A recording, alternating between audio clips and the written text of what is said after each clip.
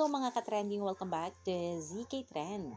Inamin nga ng road manager ni Belle na si Jerson Raven na noong nakaraang araw pa lang ay nasa Baguio na nga ang Team Don Bell.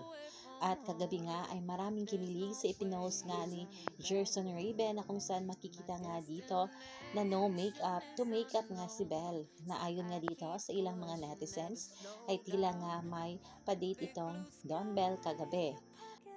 At nag-post na rin si Jerson Raven na nag-night market nga ang grupo. Marami na kasing nag-aabang sa part 2 nga ng pa-night market ng Don Bell dati nung nasa Baguio ang mga ito.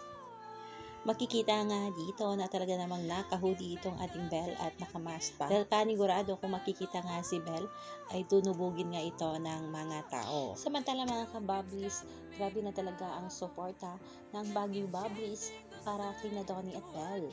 Madaling araw pa lang ay nasa venue na nga ang ilang mga bulak. Panigurado nga matutuwa itong ating Donnie at Belle sa suporta nga na ipinakita nga ng Baguio Bubblies para sa kanilang dalawa.